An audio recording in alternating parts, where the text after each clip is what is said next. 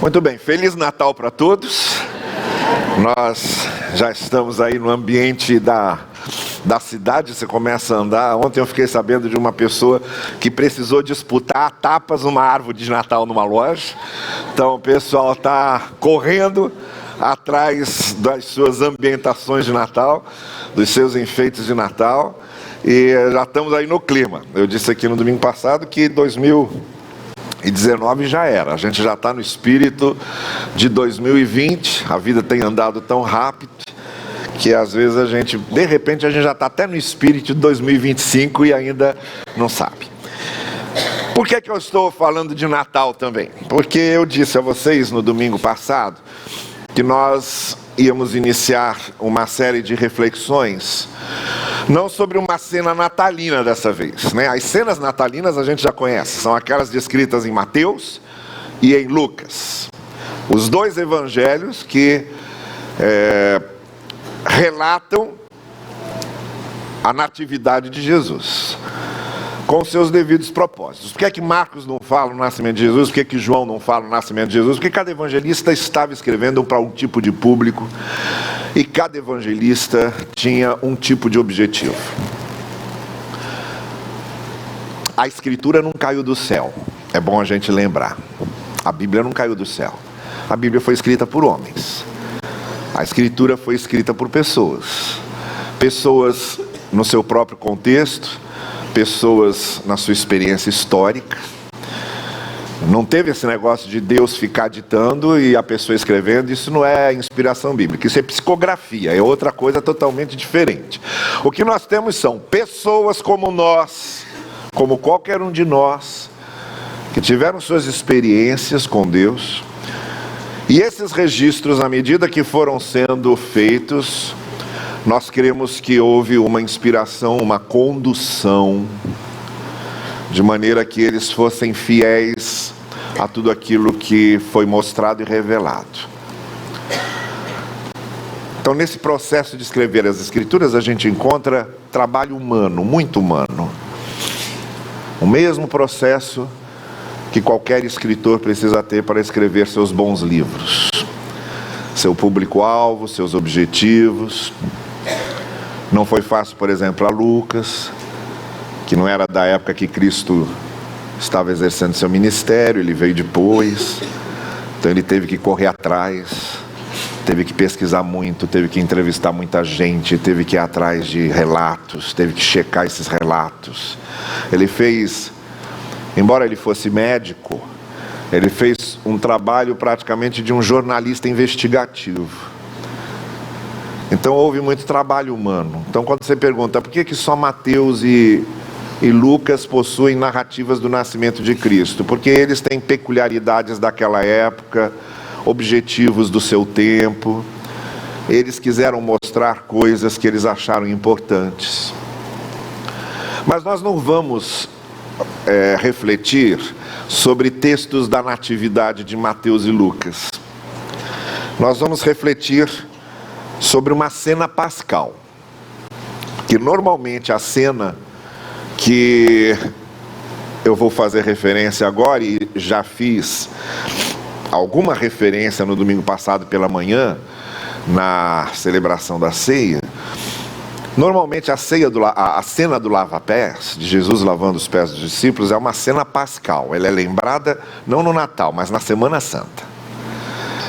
Mas por que é que nós estamos trazendo a cena pascal do lava-pés para cá? Porque nós estamos falando do Natal como autodoação. No ano passado fizemos isso e vamos continuar fazendo. Os nossos natais devem ser momentos em que a gente lembra que Natal significa que Deus se autodoou. Deus se autodoou. Então a maior mensagem do Natal é a da autodoação. Se Deus se doou, nós nos doamos. É essa a mensagem do Natal. A gente só celebra o Natal porque Deus disse: eu quero me doar. E se doou. E o Natal só tem sentido se, além daquelas celebrações folclóricas e tradicionais e familiares, nós colocamos no âmago de todas essas coisas e na essência de todas essas coisas esse princípio da autodoação.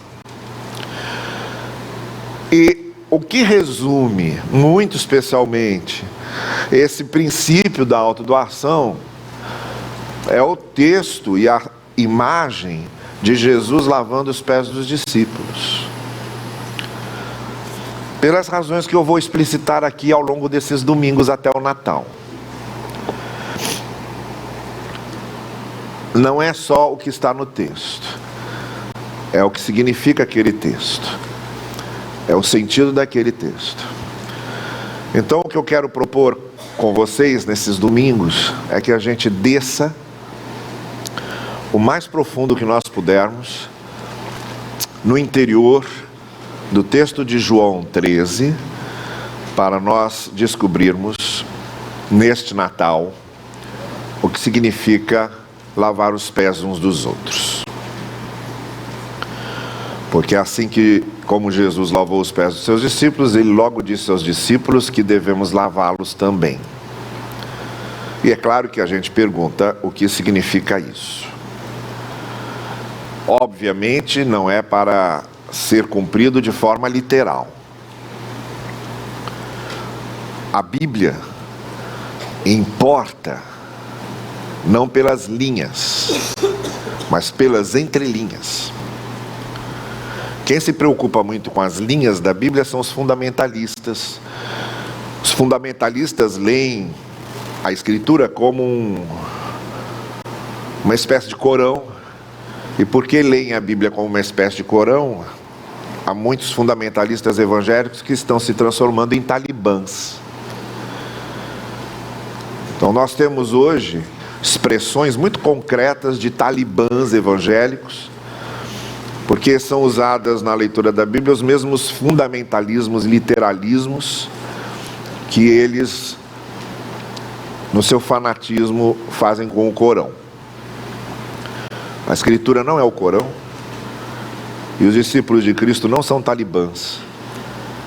E a hermenêutica aplicada à leitura da Bíblia não pode ser literal, exacerbadamente literal, porque senão nós criaremos um sistema que fugirá completamente dos princípios fundamentais da alma do Evangelho.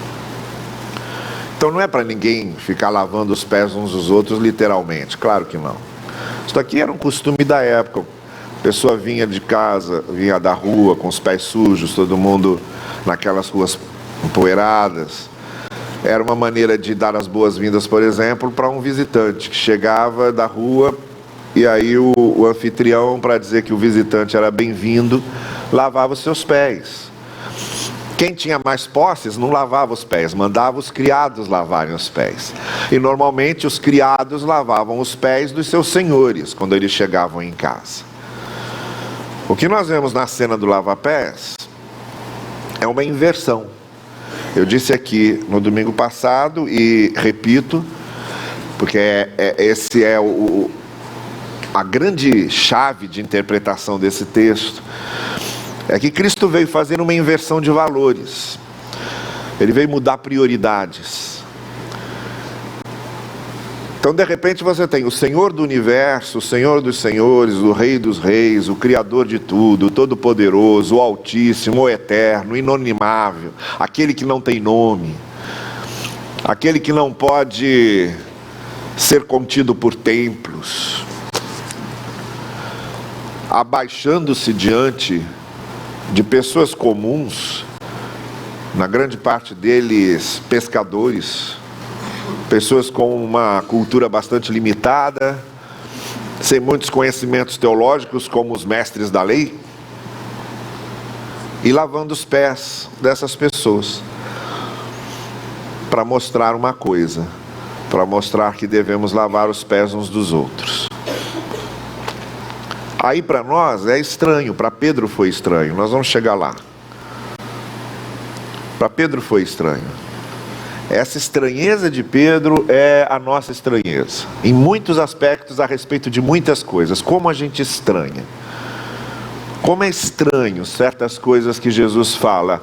Eu não encontro outra palavra melhor. Eu estava pensando que palavra que a gente pode usar para simbolizar essa esse sentimento que cria na gente, não tem outra palavra, é a palavra estranhamento.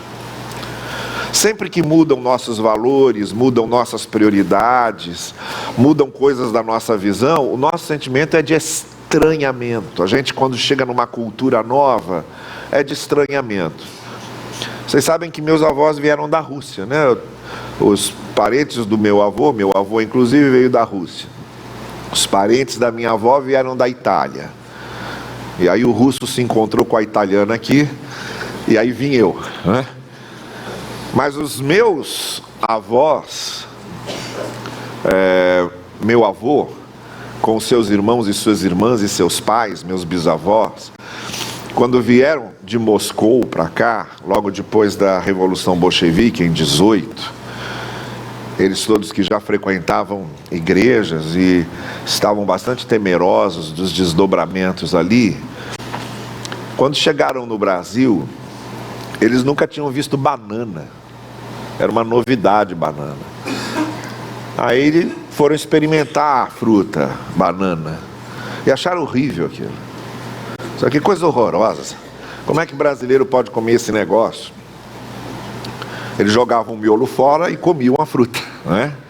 E aí toda vez que eles jogavam o miolo fora e comiam a fruta, eles achavam ruim. Até que alguém disse para eles: não, essa fruta a gente come o miolo e joga fora a parte da parte externa. E é que eles descobriram que banana era bom, mas não conheciam banana. A gente, quando chega numa cultura nova, a gente estranha. Como Jesus causa estranheza? Só não causa estranheza para quem não conhece seus ensinos direito. Vão por mim. Quando aquilo que Jesus disse começa a parecer muito comum, é porque a gente não está entendendo. Porque quando a gente começa a entender o que Jesus quis dizer, a gente estranha. E depois, com o tempo, como diz o Machado de Assis, a gente entranha, né? O Machado de Assis foi contratado para fazer a propaganda do Guaraná, no início do século XX, logo que o Guaraná foi lançado no Brasil. Aí ele, como era um poeta, ele planejou a propaganda, vinha no jornal escrito assim: Guaraná tal. Não vou falar a marca porque não vou ficar fazendo merchandising aqui. Guaraná tal. Aí vinha lá: primeiro a gente estranha, depois a gente entranha. E com os ensinos de Cristo é a mesma coisa. Quando a gente começa a compreender o que ele quis dizer, primeiro a gente estranha e depois a gente vai entranhando. E aí começa a viver aquilo e ver que é bom. Então esse negócio de lavar os pés uns outros é uma inversão, que a gente estranha demais. Como é que pode? Pedro estranhou. A reação de Pedro é de estranhamento. É um assunto tão sério que eu quero ir aos poucos. Eu hoje vou falar apenas da ambientação ali do local. Aquele local tinha um clima ali, tinha um ambiente, tinha ali uma atmosfera que possibilitou Jesus fazer aquilo. E a gente hoje vai ver apenas qual era a atmosfera do local, qual era o clima do local. E aí a gente já pode começar a entender a ação de Cristo. Então eu quero ler com vocês apenas o primeiro versículo do capítulo 13, o versículo que abre esse trecho. É importante também que nós compreendamos que o Evangelho de João, ele é dividido em 3 partes. A primeira parte é a parte das narrativas sobre os 7 sinais. João escolheu 7 sinais. E do capítulo 1 até o capítulo 11, ele descreve aqueles 7 milagres, que ele chama de 7 sinais, que mostravam qual era a missão redentora de Jesus. Então, de todos os milagres que Jesus fez, ele separou 7. De novo eu digo, por causa dos objetivos dele, daquilo que ele queria mostrar, ele seleciona 7 dentro do que ele queria revelar. E aí começa lá com o milagre de Caná, transformando água e vinho, e termina com a ressurreição de Lázaro. São 7 milagres nos 11 primeiros capítulos. Então você tem essas narrativas que querem mostrar que Jesus veio como Filho de Deus para redimir o ser humano. Aí vem a segunda parte, que começa no capítulo 12 e se estende até o capítulo 17, que é a parte dos discursos de Jesus aos seus discípulos. E a terceira parte, do capítulo 18 até o final, é a parte da morte e da ressurreição de Jesus. Então são 3 partes muito distintas. Esse miolo que está aí entre o capítulo 13 e o 17, esse miolo é o miolo dos discursos que Jesus fez aos seus discípulos e que João reúne todos e coloca todos ali num miolo só. E é onde a gente encontra diversos direcionamentos, esclarecimentos e ensinos de Jesus aos seus discípulos. Mas ele começa essa parte dos discursos lavando os pés dos discípulos. Depois é que ele vai começar a falar. Então nós estamos bem aqui nesse trecho, no início da segunda parte do Evangelho de João, em que Jesus já mostrou por seus atos que ele era o Filho de Deus, e pelos milagres que fez, que vinha redimir o homem. Agora é a vez das palavras. Depois dos atos, das ações, agora é a vez das palavras. Então agora vem os discursos de Jesus. Isso é muito significativo, tá? Primeiro Jesus mostrou quem era, depois ele foi falar. Isso serve até para você evangelizar fulano e fulana que vocês conhecem. Primeiro mostre quem você é, depois vai evangelizar. Está entendendo? Mostre primeiro quem você é. Mostre que você é uma pessoa que se pode confiar. Mostre que você é uma pessoa amorosa. Mostre que você é uma pessoa bondosa. Depois que a pessoa sabe quem você é, aí fica muito mais fácil você evangelizar. Você falar. Não adianta nada você querer falar se, por exemplo, a sua vida está mostrando o contrário. Só vai perder tempo, não vai servir para nada. É melhor contar piada para a turma. Primeiro mostre quem você é. Primeiro viva. Primeiro viva. Depois fale. Foi o que Jesus fez aqui. Primeiro mostrou quem ele era. E agora ele vai falar. E vai seguir até o capítulo 17 falando aquilo que ele queria ensinar aos discípulos. E aqui no início da sua fala, nós lemos assim: antes da festa da Páscoa, na véspera da festa da Páscoa, sabendo que chegada a sua hora de passar deste mundo ao Pai, tendo amado os seus que estavam no mundo, amou-os até o fim. Esse era o clima, essa era a atmosfera. Vamos ver de novo. Antes da festa da Páscoa, sabendo Jesus que chegara a sua hora de passar deste mundo ao Pai, tendo amado aos seus que estavam no mundo, amou-os até o fim. O lava-pés, o que Jesus vai fazer, só aconteceu por causa dessas 3 coisas aqui que eu quero mencionar para vocês. Qual era o clima? Qual era o ambiente? Qual era a atmosfera? Qual era o sentimento ali daquele momento? Qual era no dizer do Hegel, né, do filósofo, o Geist, o espírito da coisa? Que é que estava ali? Primeira referência, sem dúvida alguma, que está muito claro, é que na preparação desse ambiente para lavar os pés dos discípulos, você tinha o amor. É a referência ao fato de que Jesus amou-os até o fim. O que significa que Jesus estava disposto a pagar qualquer preço para mostrar o seu amor aos seus discípulos. Estava chegando a hora da crucificação, nós estamos na véspera da Páscoa, a última Páscoa de Cristo com seus discípulos. E o texto se refere ao amor de Cristo que foi até o fim, no sentido de que chegou às últimas consequências. Pagou todos os preços que era preciso pagar. Atendeu todos os requisitos que o amor exigia. Ele os amou até o fim. Quando a gente chega no relato que João faz da cruz, no capítulo 19, uma das palavras ditas por Jesus na cruz é exatamente: está consumado, está cumprido, está realizado. Eu vim até a última consequência do amor.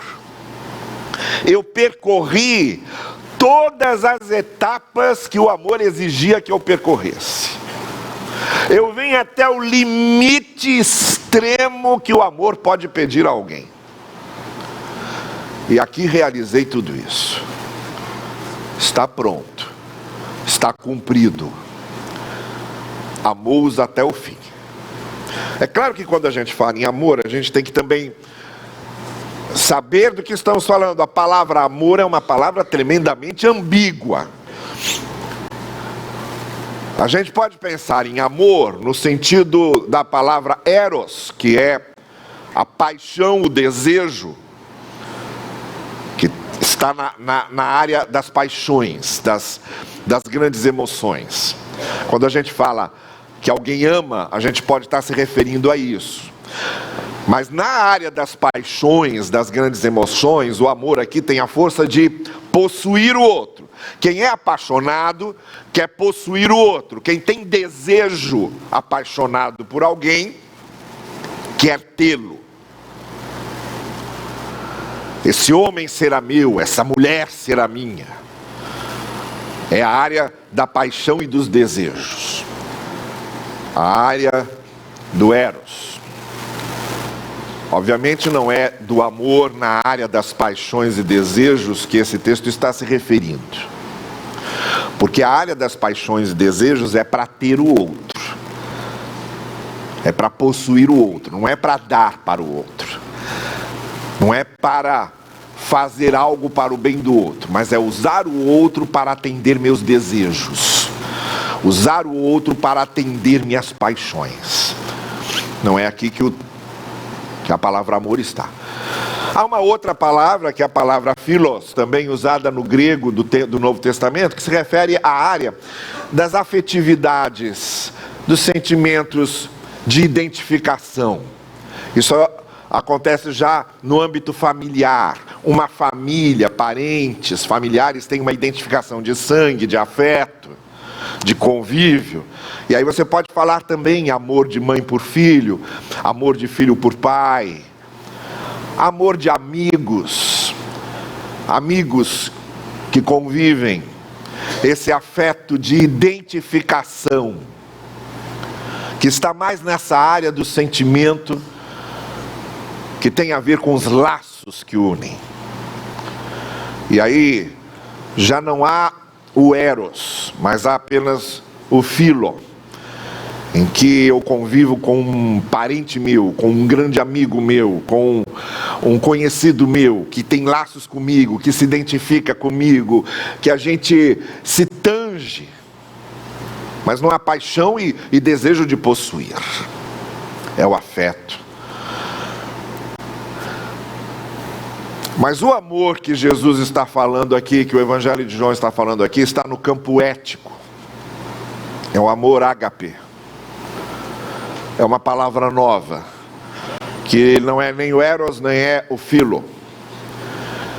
Não tem a ver com paixões e também não tem a ver com afeto. Tem a ver com a ética, tem a ver com fazer o que é certo. Tem a ver com decidir mentalmente fazer aquilo porque é certo fazer, porque é justo fazer. Então, alguém que ama nesse sentido, ama porque quer fazer o que é certo pela pessoa. É nesse sentido que está a palavra amor. Amou-os até o fim. Nesse campo ético, nesse campo da decisão mental, em que não há afetividades nem paixões envolvidas, Porque se houvesse paixões e afetividades envolvidas, seria impossível, por exemplo, fazer isso pelo inimigo, como Jesus pediu. Ninguém tem paixões envolvidas com o inimigo, ninguém tem afetividades por inimigo. Então, quando o Evangelho diz você deve orar e amar seu inimigo, não tem a ver com eros, nem tem a ver com filo. Ninguém sente saudade de inimigo. Não é? Eu estou aqui, por exemplo, esse final de semana, eu estava bem com o negócio da Laura ir embora. Esse final de semana aconteceram 2, 3 coisas que deu uma saudade. A gente se fala pelo WhatsApp, se vê, está se vendo, mas não está junto, é diferente. E aí dá uma saudade de estar junto, uma saudade de apertar, de pegar no colo, de beijar, mexer naquela bochecha, dá, sabe? Então isso é emoção. O amor ágape não tem nada a ver com saudade, com afetos, com paixões e desejos. Tem a ver com consciência de fazer, ainda que não tenha nenhum afeto e nenhum desejo envolvido. É nesse aspecto que amamos nossos inimigos. Você me prejudicou, você me fez mal, mas eu não vou fazer o mesmo com você. Se você precisa de mim agora, eu vou te ajudar. Não porque eu estou apaixonado por você, porque não me apaixono por inimigo. Não porque eu esteja com saudade de você, porque eu não sinto saudade de quem me faz mal. Não porque eu tenha afeto por você, porque você não tem nenhuma identificação comigo. Mas porque é certo fazer. Porque eu decidi fazer. Porque eu resolvi que vou fazer o bem a você, mesmo que você tenha me feito mal. Esse é o amor ágape. E esse é o amor que fez com que Jesus fosse até o final. Com que Jesus assumisse a cruz. Olhando para a gente dizendo, vocês não têm identificação nenhuma comigo. Nenhuma. Nenhuma. Os sentimentos de vocês não são os meus. Os desejos de vocês não são os meus. Os propósitos de vocês não são os meus. Os prazeres que vocês têm não são os meus. A maneira como vocês veem o outro não é a maneira como eu vejo. A maneira como vocês veem Deus não é a maneira como eu vejo. As opções que vocês estão fazendo para a vida de vocês não são as que eu faria para a minha. Mas eu vou dar a vida por vocês. Porque vocês precisam. E é o certo a fazer.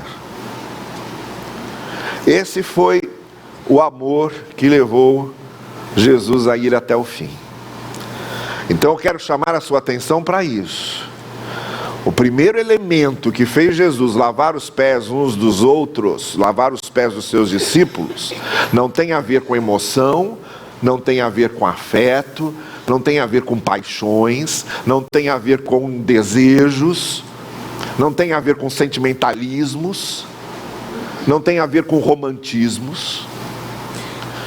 Tem a ver com eu quis fazer porque é certo fazer. Porque é preciso fazer. É o amor ágape. Foi esse amor que matou Jesus. Foi esse amor que fez com que Jesus suportasse até o final tudo o que ele suportou por nós. Foi esse amor que fez com que ele veio para os seus e os seus não o receberam. Foi esse amor que fez com que ele da cruz visse aquele pessoal rindo, zombando, ridicularizando e dissesse: Pai, perdoa-lhes porque não sabem o que fazem. Esse amor.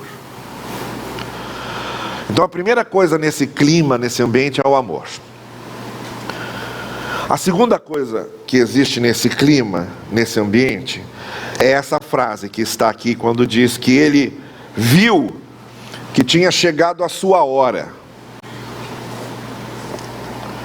Essa consciência de Jesus de que a sua vida tinha um propósito ali e tinha um sentido.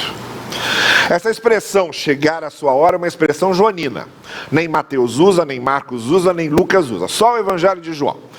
E eu quero citar duas passagens em que essa expressão aparece, para a gente compreender melhor o que é que significa essa hora de Jesus. Não havia, que ali havia chegado a sua hora. Antes não, antes foi ao contrário. Vejam, em Caná da Galileia, no capítulo 2 de João, quando estava correndo a festa, faltou vinho, um problema sério para que os convidados se sentissem honrados. Podia haver ali um problema sério de saírem já dizendo que festa mal planejada. Como é que falta vinho para os convidados? A família ficaria numa situação difícil.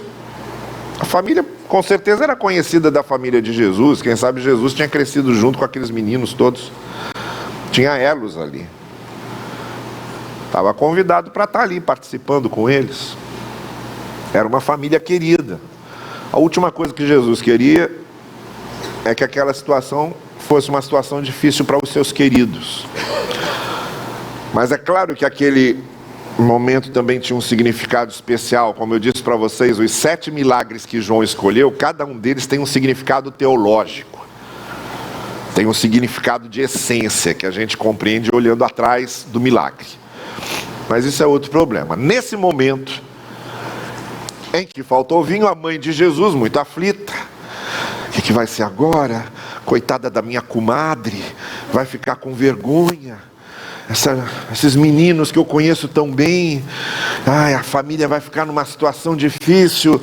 Aí ela vai procurar Jesus e avisa Jesus: olha, o vinho acabou. E Jesus responde: ainda não é chegada a minha hora. Maria falou de um vinho. Então, por isso que eu digo que todos os milagres têm um fundo teológico. Ali é o símbolo da coisa, é o símbolo, não é a coisa em si. Mas naquele símbolo teológico do milagre do vinho, Jesus estava trazendo um vinho novo, como ele mesmo disse. Era um vinho novo, e estava trazendo também odre novo, porque não adiantava vinho novo em odre velho. Ele estava mudando a coisa. E aquele milagre simbolizava esse vinho novo que Jesus estava fazendo. Só que ainda não era a hora desse vinho novo. A única coisa que Jesus poderia fazer é multiplicar o antigo, o vinho de verdade, que seria símbolo do vinho novo. Mas o vinho novo ainda não vem. Porque o vinho novo vem só no cumprimento da sua morte, da sua ressurreição, na instalação do reino.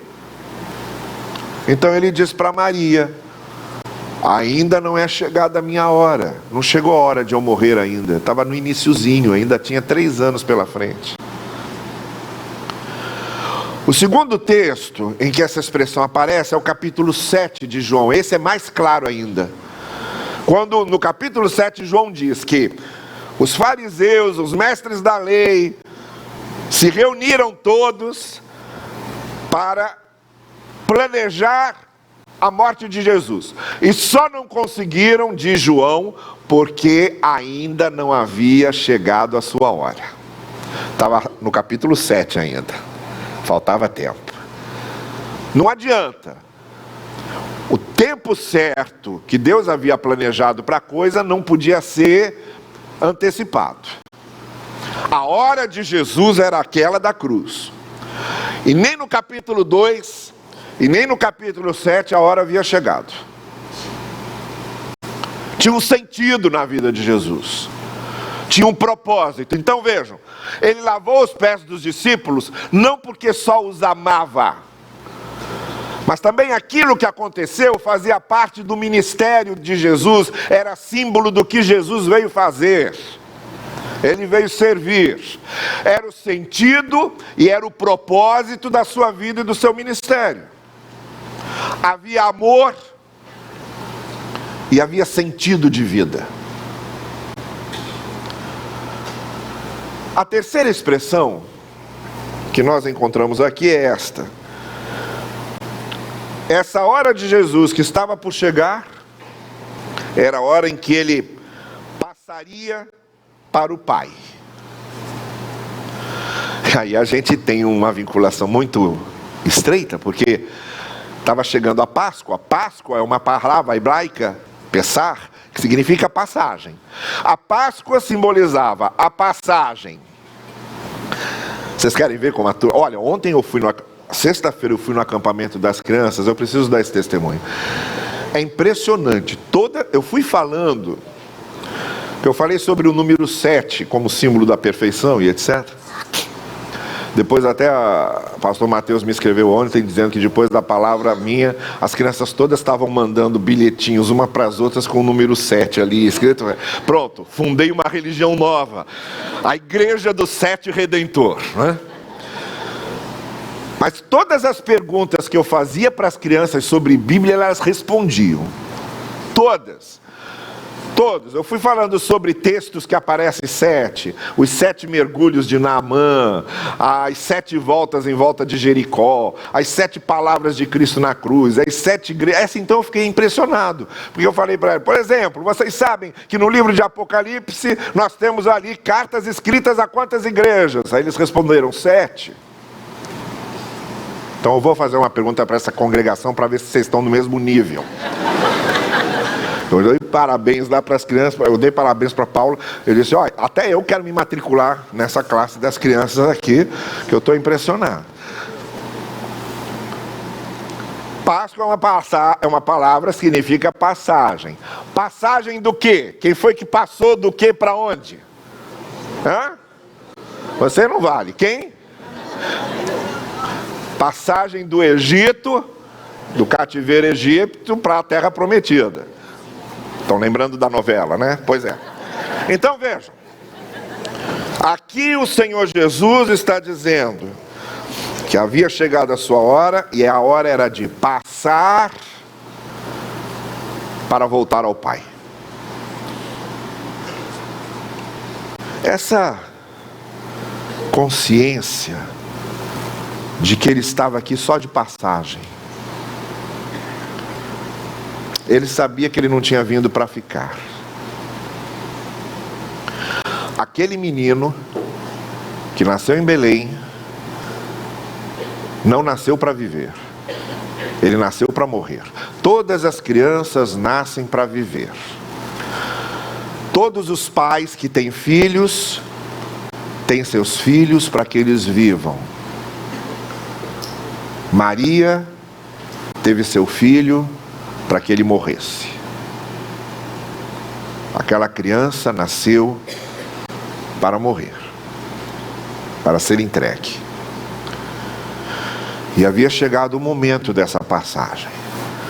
Ele, no capítulo 17 de João, fechando essa parte dos discursos, na sua oração sacerdotal, ele vai dizer: Pai, eu te agradeço e te glorifiquei na terra, e agora eu vou para ti. Era a passagem.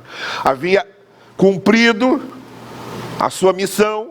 Ele veio para cumprir uma missão, ele cumpriu a missão e agora ia se recolher de novo para diante do Pai, ou como os autores das cartas vão dizer, ficar à direita do Pai. Então Jesus tinha amor. Um amor que era uma decisão mental, uma consciência ética de que precisava fazer aquilo pelo bem das pessoas. Segundo, ele tinha sentido na sua vida. Sua vida tinha uma hora, tinha um sentido, tinha um propósito. E terceiro, ele tinha consciência da transitoriedade daquilo, da efemeridade daquilo. Ele estava passando e ia passar. Então ele queria cumprir o que ele veio para cumprir antes da sua passagem. Bom, esses são os 3 elementos. Eu gostaria de concluir agora fazendo aplicações aqui muito práticas sobre eles. Então, esse era o ambiente. Jesus não levantou e foi lavar os pés dos discípulos à toa, não veio do nada, não caiu do céu. Havia um ambiente ali criado, um sentimento instalado. Aquele ambiente já estava sendo preparado, como o apóstolo Paulo diz, desde a fundação dos tempos. E nesse ambiente de amor, de consciência de propósito e de consciência de transitoriedade.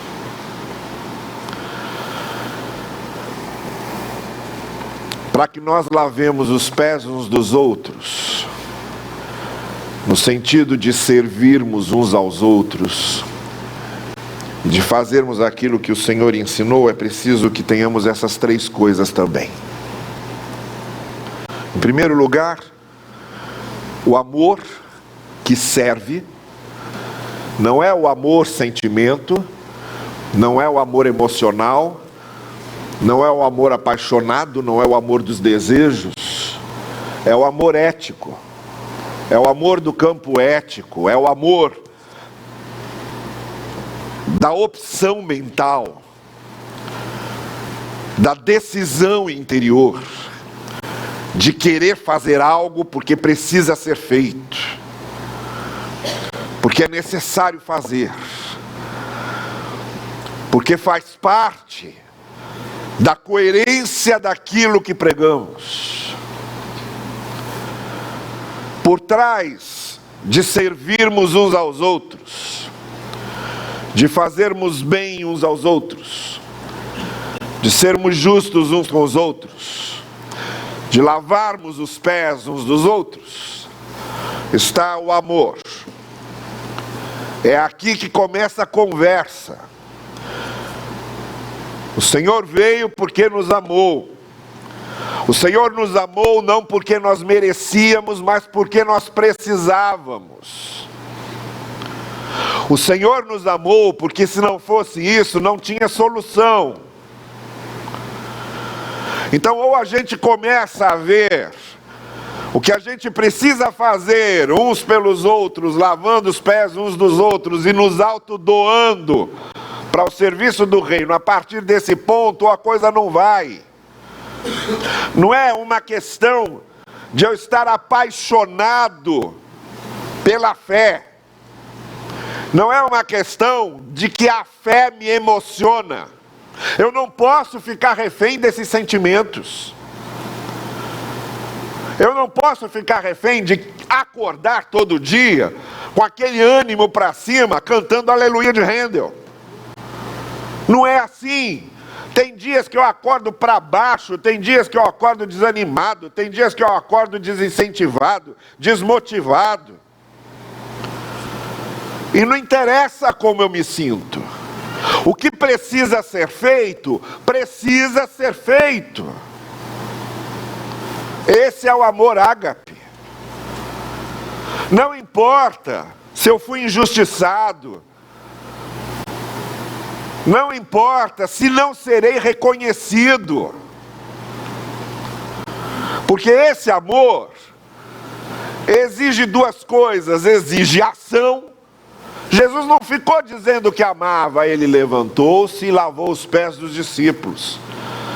Então o amor exige ação, e esse amor exige pagamento de um preço. Ele lavou os pés, foi até o fim, fez o que precisava fazer, foi prejudicado, foi injustiçado, não foi reconhecido. Agora vocês vejam como é que são as coisas. Justamente a pessoa que disse para Jesus: não vai lavar meu pé porque você é o Senhor e nós somos os discípulos. Esse é o primeiro que vai negar a Cristo e dizer que nunca ouviu falar dele. Ele, por quê? Porque é muito fácil na emoção, ali no fuzuê da coisa, no flagor, no frigir dos ovos ali, eu estou emocionado, estou chorando, nossa, um anjo acabou de aparecer para mim, eu tô que tô. Então nesse aí é fácil dizer, não, eu vou te seguir até o fim, nós morreremos com você, foi o que Pedro disse para Jesus. emocionado, apaixonado, cheio de romantismo. Esse amor não leva a nada. A primeira oportunidade que ele teve, ele disse: não conheço. A primeira ameaça que ele teve à vida dele, ele disse: não conheço. O primeiro sinal de prejuízo que ele teve, ele disse: nunca ouvi falar. Porque esse amor, ele age e ele paga o preço. Ou partimos desse ponto, entendendo isso, ou nada é feito. A coisa não vai. Eu jamais vou lavar os pés de alguém no sentido de servi-lo, de ajudá-lo, de fazer o bem a ele, se eu não partir disso. Eu nunca vou perdoar ninguém se eu não partir disso. Eu nunca terei misericórdia de ninguém se eu não partir disso. É desse amor ágape que a gente parte, e foi da onde Jesus partiu. A segunda coisa, o sentido e o propósito da vida que a gente precisa ter, tem uma direção para fora de nós. É isso que a gente precisa entender. A gente vive dizendo: eu preciso buscar felicidade, eu preciso ser feliz, eu preciso de um sentido para a minha vida, eu preciso de um propósito para a minha vida. E o grande erro que cometemos é que a gente fica buscando esse sentido e o propósito para dentro da gente. Jesus ensinou que o sentido e o propósito, eles são encontrados para fora. Quando a gente se abre para servir o outro, quando a gente se abre para ser uma bênção de Deus para o outro, quando a gente se abre para abençoar o outro, é nesse movimento de dentro da gente para fora da gente é que encontra o sentido da vida.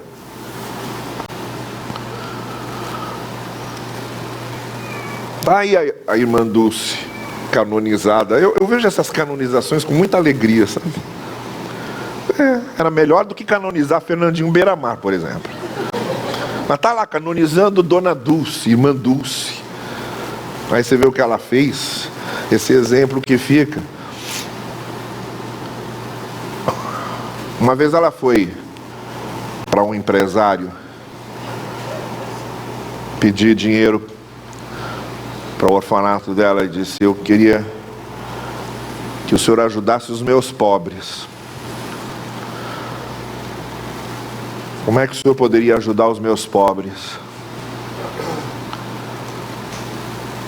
Ele respondeu para ela: bota todo mundo para trabalhar. E deu uma cuspida no rosto dela.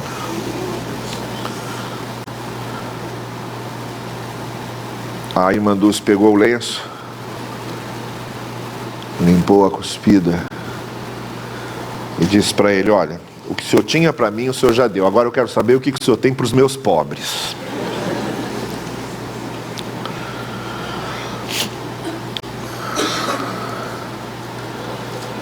Quanto mais eu vejo vidas que são realmente reconhecidas como indispensáveis, foram as vidas que saíam de dentro de si mesmas e fizeram o movimento para fora. Aquelas que se ensimesmaram, que fizeram de si o sol em torno do qual elas rodaram, esses aí são aqueles que logo serão esquecidos. Logo serão esquecidos. Eu não dou um ano para esse bicho careta que inventou essa música do Azul Caneta seja esquecido completamente. Esquecido.